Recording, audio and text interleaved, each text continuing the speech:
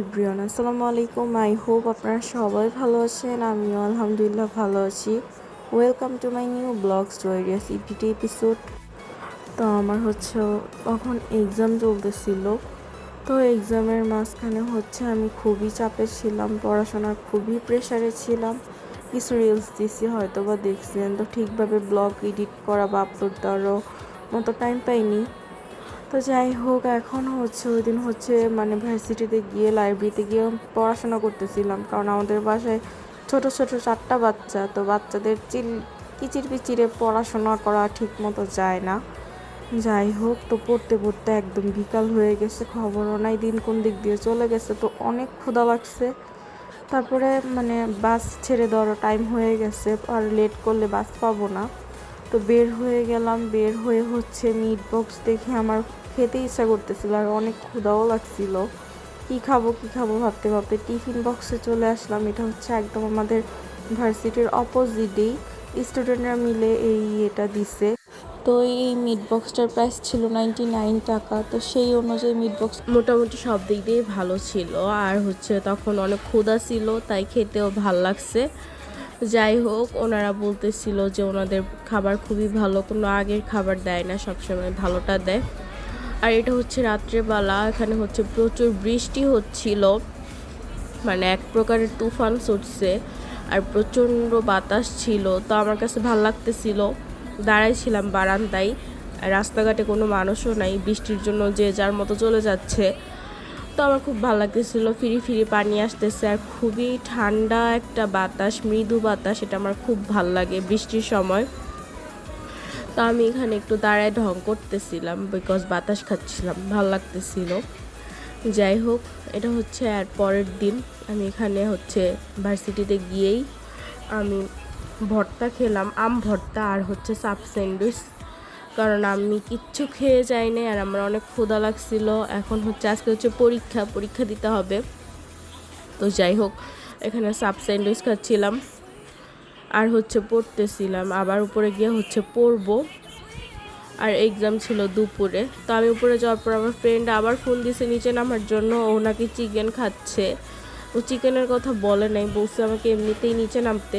তো তারপর ওর সাথে আবার চিকেনও শেয়ার করলাম, ওই টিফিন বক্সেরই। চিকেনটাও মোটামুটি ভালোই ছিল, একটু কড়কড়া ভাজা ছিল, এত কড়কড়া আমার ভাল লাগে না। যাই হোক, আর আমি তো একটু পরপর চা খাই। চা খেলে আমার মাথাটা একদম ফ্রেশ লাগে, এক্সামটা ভালো হবে। সেই জন্য চা খেতে খেতে আমরা উপরে যাচ্ছিলাম। আর আমাদের এক্সামের হল একক দিন একক হলে পড়ে। তো আমরা সবাই হলের সামনে বসে পড়তেছিলাম, আর ডিসকাস করতেছিলাম কে কী পড়ছে, কে কীভাবে পড়ছে না পড়ছে। তো সবাই যার যার প্যারায় আছে, এক্সামের প্যারা তো এই প্যারা তো এরকমই।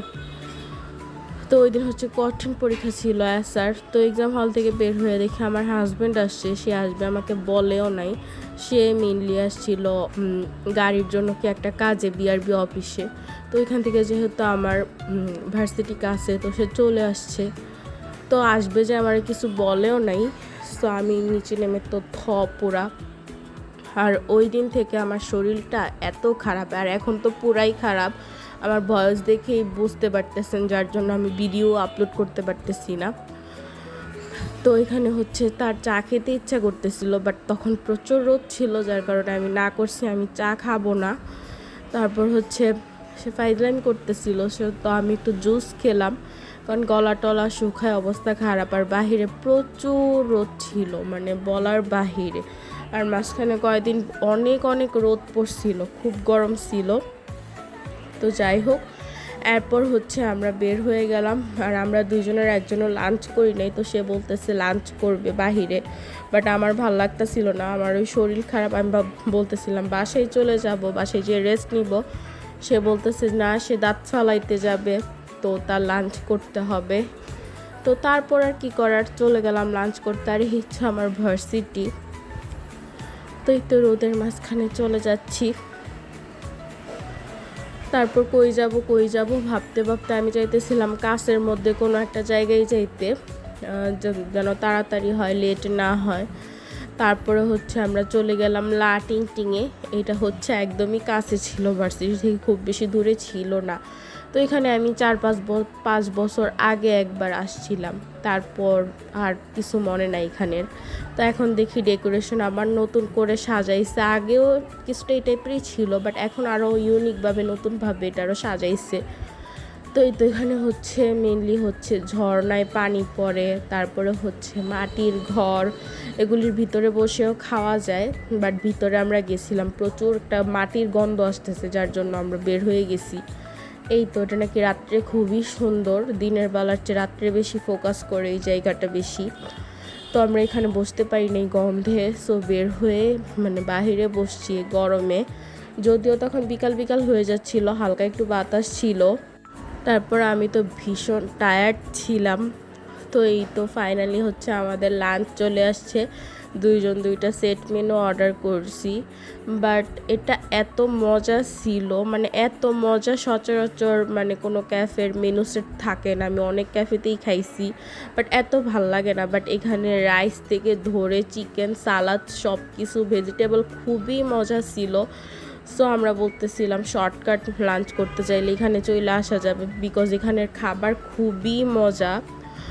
তো তারপর আর আমাদের পেটে প্রচুর ক্ষুধাও ছিল, সো আমি তো তাড়াহুড়া করতেছিলাম কারণ আমার ভাল লাগতেছিল না, একটু মনে হইতেছিল আমি কখন বাসায় আসব। তো যাই হোক আস্তে আস্তে খাওয়া শেষ করলাম।